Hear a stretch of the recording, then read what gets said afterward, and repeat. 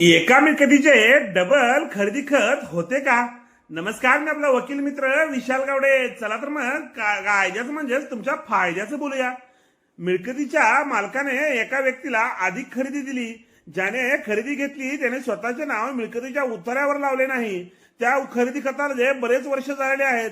उतार्यावर नाव असलेली व्यक्ती ती मिळकत पुन्हा विकू शकते का?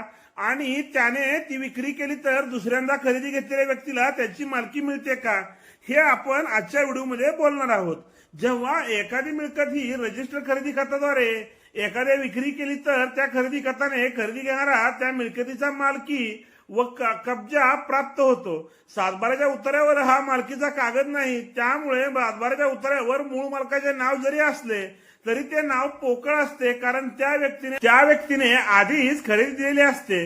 त्यामुळे सातबारा उतार्यावर आधारे पुन्हा दुसऱ्यांदा तीच मिळकत खरेदी दिली तर दुसऱ्यांदा खरेदी खताला कोणत्याही प्रकारची मालकी किंवा कब्जा प्राप्त होत नाही, कारण दुसरे खरेदी खत नोंदवताना उतारावरील व्यक्ती त्या मिळकतीचे मालक नसते. त्यासाठी नेहमी कोणतीही मिळकत खरेदी घेत असताना त्या मिळकतीचा दुय्यम निबंध कार्यालयामध्ये सर्च घ्यावा असे म्हटले जाते. म्हणजे त्या ठिकाणी त्या मिळकतीबाबत कोणते दस्त नोंदवले आहेत का याची खात्री होते. सर्च घेऊनच मिळकत खरेदी करा. पूर्वीची ती मिळकत विक्री केलेली असली तर दुसऱ्या खरेदीदाराला कोणताही हक्क प्राप्त होत नाहीत. व्हिडिओ आवडल्यास व्हिडिओला शेअर करा व कोर्ट कचेरी या युट्यूब चॅनलला सबस्क्राईब करा.